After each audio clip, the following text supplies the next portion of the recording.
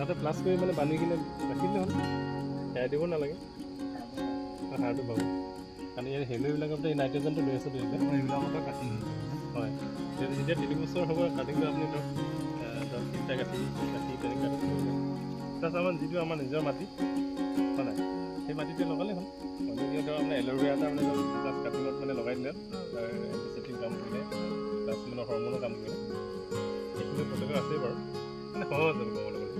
চিন্তা কৰি